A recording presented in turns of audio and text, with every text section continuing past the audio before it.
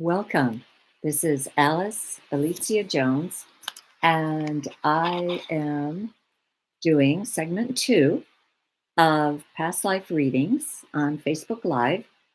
And I welcome you to join in and ask for a reading. We are going to now work with Dahlia Rose and the name that you brought forward, which is Ariala Cordoba. And Dahlia, I'm going to tune into you.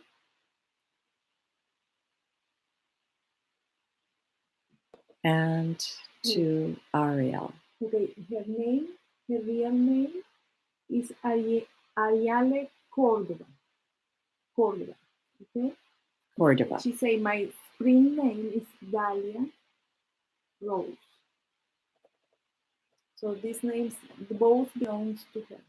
Oh, okay. And then does she have a specific person that she wants to do a past life reading with, or does she just want it for herself in general?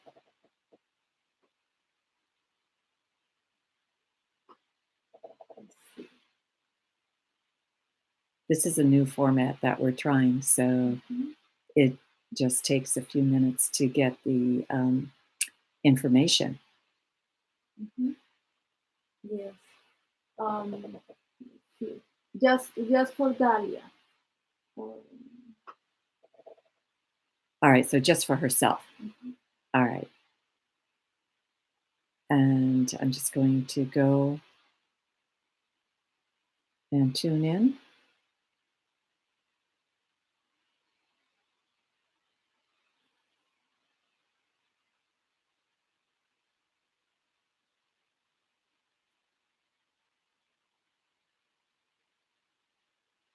All right, Dahlia, the first past life that stepped forward was probably 13th century, maybe 14th century, could be France. And I just see you in a small cottage, and I see you as an herbalist, but you are helping a monk with his studies and with his with everything that he wants to do. You have more time than he does, and you're the one who is taking the different combinations. You have a very large garden. I don't know where in France, but I suspect southern France because it feels very warm. And you have a very large garden, and you are tending that garden for maybe 9 months of the year, and then it lies fallow for about 3 months of the year. And you, as soon as the various shoots come up, you wait until each plant is a certain height before you start harvesting them. And then you start drying them, and then you start combining them. And I see you working on the townspeople that will come, some with lesions, some with different types of maladies, but mainly skin. I just see people with various types of lesions on their skin. Some come in with upset stomachs, some come in with headaches, and some just feel like are asking for help with energy, that their life is pretty primitive, and they feel like they have to work from sun up to sundown, especially the women, and just need more energy. And whatever it is that they need, between your work and what the monk does, you are able to help them, and help them in a very big way. I'm also I just see you doing that through the end of your life. I don't really, uh, let's see, you die, mm, probably I'm being told in your 50s, which at that time was a very long life because I think the average lifespan was in the 30s. So you have your own body is the beneficiary of the work that you do. And now I'm going to ask for another lifetime and just see what comes up for you.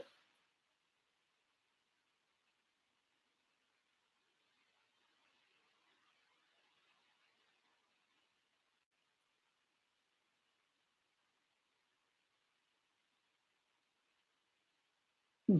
This is interesting. This is totally different. This is probably 1800s, so 19th century, could be early 1800s.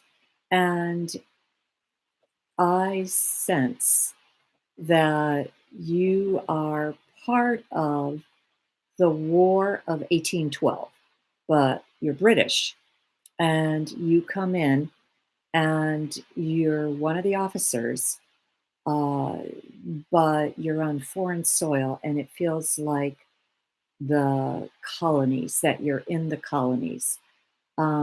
And I also sense that you're one of those who stormed the White House because I see a building that is painted white that looks like a smaller version of the White House.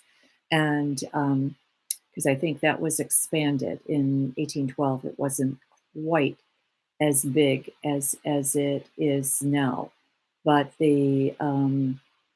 or at least it's a White House that I see you against. Uh, the uh, I feel you died in that war. That there's a period where it's like your life just is not there. Your life force isn't there, and you're not that old. You probably are mid 30s. So you have a I think as I watch you go into spirit, you there's a sense of regret that you left way before your time, and you really weren't happy with the fact that warfare.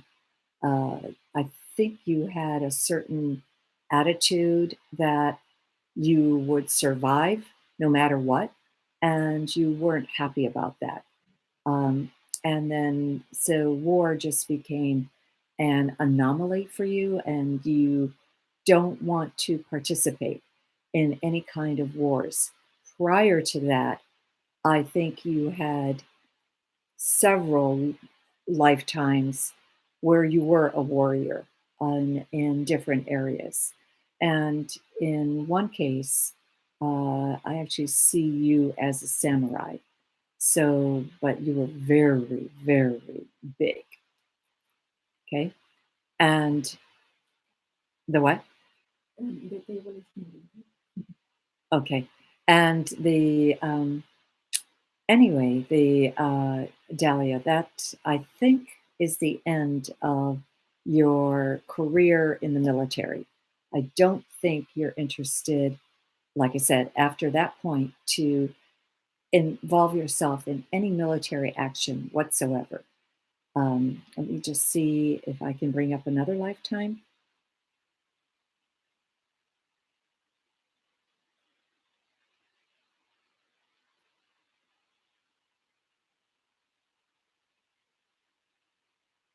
This one stepped forward, and again, you're in England, and it might be the immediate lifetime after, because again, it feels like the 1800s, but it feels like the late 1800s, and but you're in a little town in northern England, and now you're a dressmaker and you also decorate hats.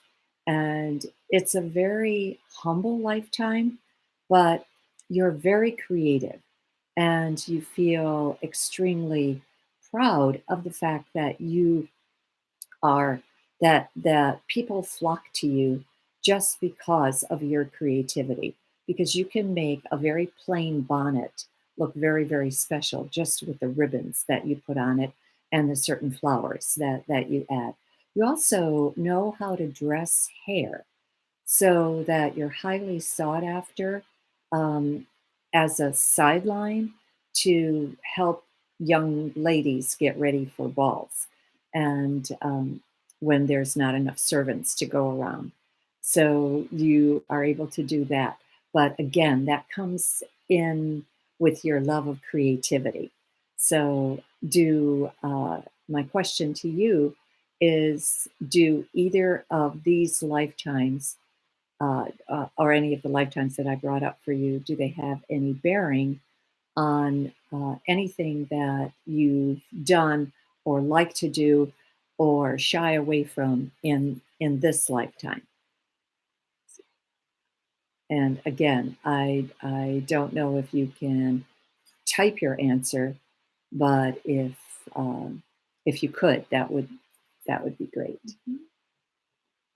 Yeah. So While we're waiting for the answer of Dalia, yes, there is Ashley Faye, okay. and that is the name of the person that is related to her. Excellent. All right. So Ashley Faye has come forth with a name. And so I'm going to ask, who was Ashley Faye in relation to Sebastian Day?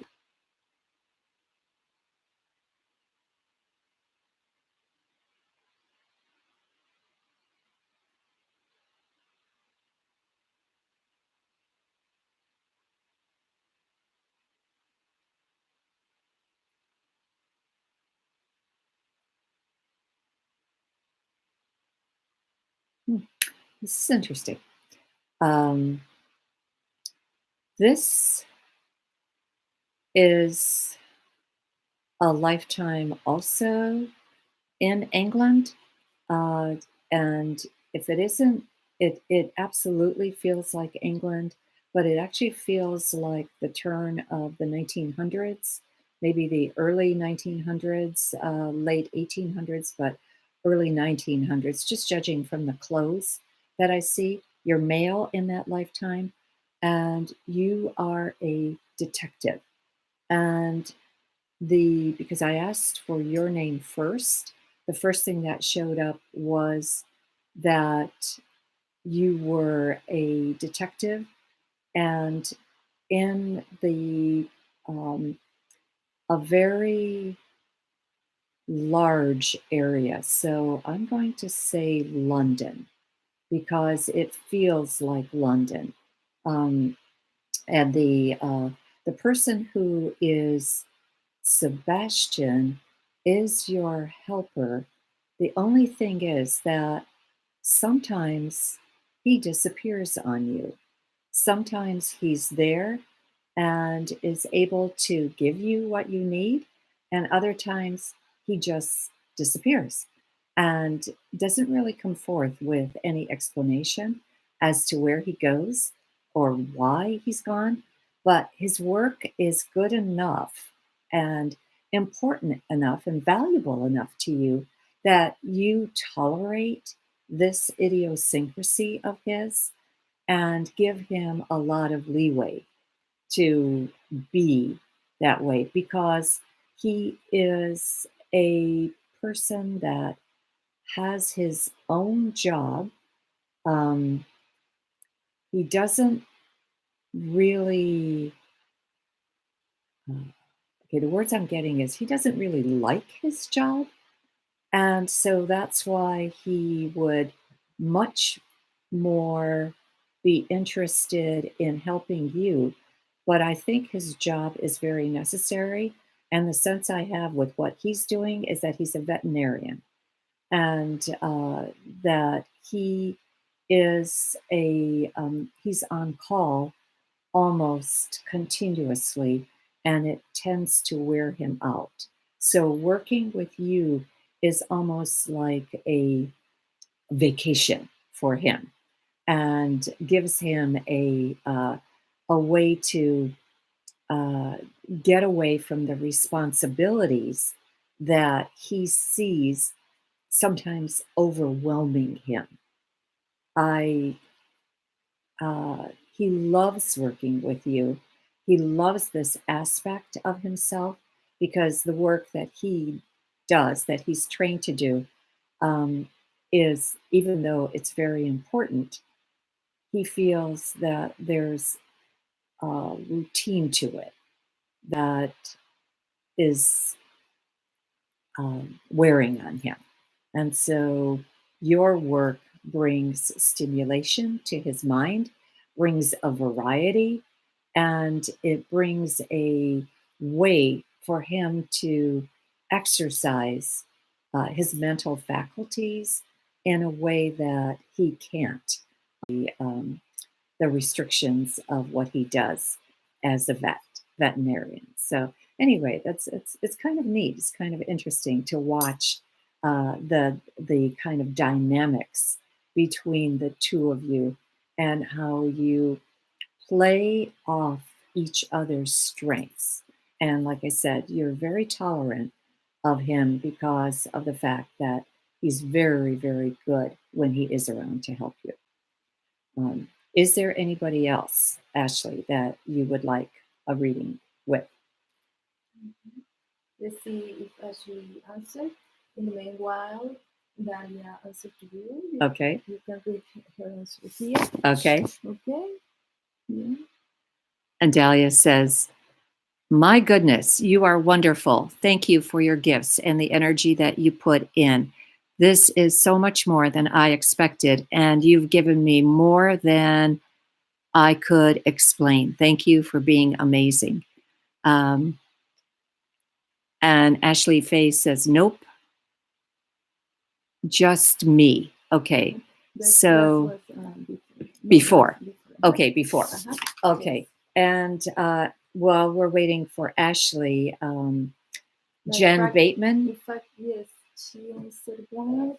Okay, so Ashley answered. Ashley answered right now, not just me. Okay, so she just wants a continuation of just her past lives for herself. I think so. Okay, great. All right, let me go in, Ashley. Because this is channeled, I literally this stuff comes through me like a sieve, so I don't really even know. I kind of forget what I've said to the other participants, but let me just look at you.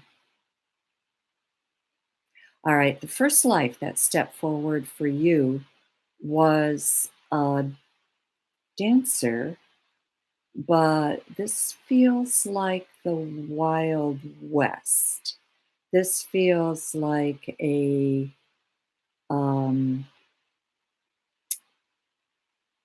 but you're no. Okay, I'm being corrected. All right, this is the Moulin Rouge or something similar to it. This is France. This is a lifetime in France, and where you are a dancer, and you do have a patron, and the patron is in love with you, but knows that he is of a society that he plays a role in society where a dance hall partner would never be accepted. So even though he cherishes you and brings you a way to make your life happy, and because he takes care of you, and he also takes care of your medical needs, because I think in that lifetime you're not very healthy. I feel that again you lose your life pretty quickly, almost in the 30s, maybe even in the 20s, but you, for the time that you do have, you are in your own way. You're happy, you're contented, you're blessed. So, anyway, I do feel that he probably shows up again in some other lifetime for you because he absolutely cherished you in that lifetime, the patron that has no name. Let me see what else shows up for you.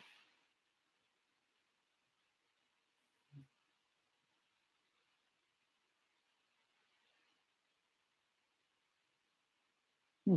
Okay, this is way prior to uh, the lifetime as a dance hall girl. Uh, I see you in an abbey, and I see you as a postulant, one of the nuns that has just committed herself to God. And I think that that lifetime came prior to the dance hall girl because you entered a convent that was a cloistered convent. And once you entered that convent, you never left. You never saw your parents, you never saw anybody. And it also feels to me as if you had a person who loved you in that lifetime, but you entered at age 14. So, therefore, that would not have been considered a serious love, but in his heart, it was. But you never saw him again. In fact, this is interesting because I'm choking up right now. And I think that maybe something in you kept your heart open for him and yearned for him. So, anyway, but you never left the convent. And I feel that you stayed there long enough to become very, I'm not sure you became the mother abbess, but you played a very important role in the convent. And I think what you did is you got the new novitiates ready for their role. So, anyway, we are going on 22 minutes. So, Mhm. I'm going to cut There is this a off. comment Oh, from Ashley. okay, Ashley. Wow. I got another reading a few years ago where the same exact lifetime came through. My goodness. Thank you. Thank you for that validation. Mhm. And so I just, before I go, I just want to again remind you that I'm the author of Own Your Power Day by Day, a meditation for every single day. And I have had people come up to me and say, "Thank you for writing this. I love your book. I use it as an oracle and I use it as a daily meditation." So, anyway, I thank you and invite you to go on Amazon, read 45 pages, and get and certainly buy it if you're interested, which I hope you will be. There is another person that wants a reading Tammy for the Freeman. next segment. Okay, Tammy great. Freeman. So Tammy Freeman would like a reading for the next segment, and I will be happy to do that. We're going to cut off now, and we'll come back in about 5 minutes. Thank you.